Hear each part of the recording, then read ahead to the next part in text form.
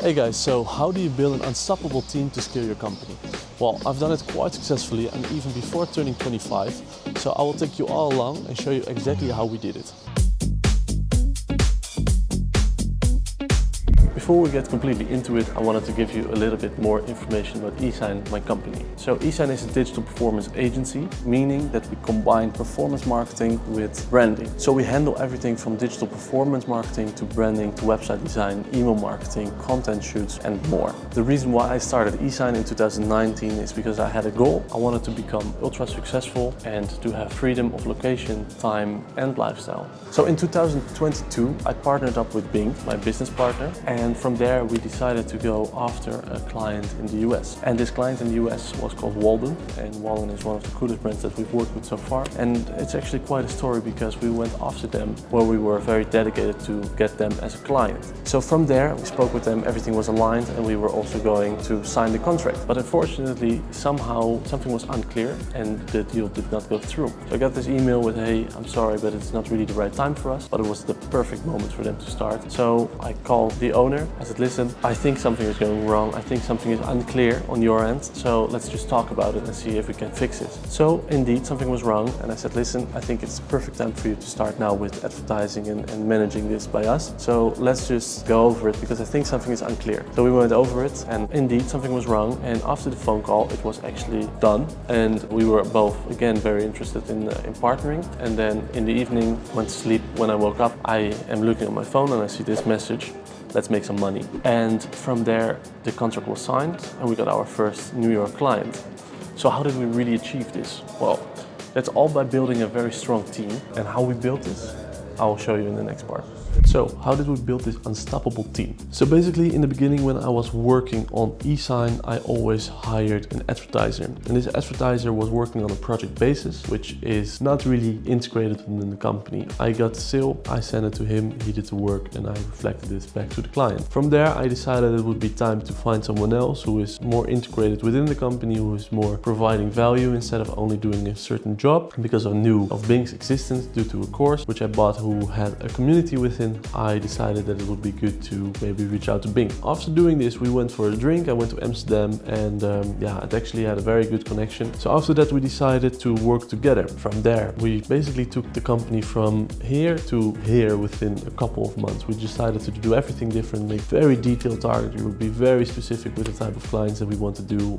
We had from that moment also an office in Amsterdam and Rotterdam, because at that point, Bing's own agency had an office in Amsterdam. So Esygn from that point had two offices and a very clear idea of the type of client that we wanted to help. From that point, we started to look for different type of people. As an email marketing specialist, for example, we found Nicolas also via the course and the community within the one that we bought previously. And this was also a very good connection. So basically we've worked with Nicolas on multiple projects for a very long time until we decided to go to a more corporate job to learn more about different things. Along that moment, we also met Jonathan and Selene. And Jonathan we also met via this course, and Selene sent us an email. So after that we both had calls and checking if this would be a good step for Esygn to move forward with. And for all of these people it was a great step and a great idea to move forward with us. So that's what we did. We also had a couple of different people going through Esygn. These were people who also did, for example, Google Ads or a different type of email marketing, but it was not really for us and we decided to let them go. But with Selene, Nicolas and Jonathan we had a very, very strong connection. We have a strong connection, so we still have fun in doing the work and growing together every day.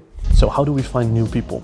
So usually what we do is we try to find the right people via our network. When we have someone we like and we know this person is very good in delivering the work that they are supposed to do, then we try to find someone who fits to them. Obviously, because you want to have a good operating team, and that's the most important.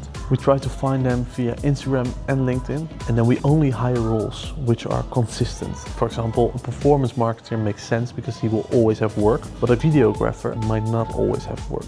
So what do we look for in the right people? So we always try to look for the people that are very open in communication, very easy to learn, who are open to get feedback, who take things and be accountable for the work that they do. And obviously, people that we do not want is the exact opposite from that. So you do not want to get your feedback, you do not want to operate with the team, you do not want to learn more things, you do not want to put in extra hours. So for testing and a trial, what we do is we always give a new potential team member a task for 1 month. We work with them 1 month month, we pay them accordingly. And what we try to do is we just give them a copy of a real task. So we say, okay, this is the client and we need to do this. They start working, we try to understand how are they in communication, how do they take accountability for the things that they do, how do they learn the process in operating with our team. And with that, we try to reflect on if it would be making sense to work for a longer period with them. If we would take a look at feedback and accountability, how do we do that and how do we process these things? So every morning, all our team members send a message into the group with, hey guys, these are my tasks, I need help with this, or I need to get this still from this team member, all details. This is going via Slack. Then we have an external software that we use, which is called Airtable. In this software, we have a custom project management tool, and within this, we make sure that we see all the tasks of all the team members, the things that they need to do and what they need to finish or where they need extra help with and which deadlines are coming up. Also, we do a weekly call with our team to see, okay, where are we, what do we need to do,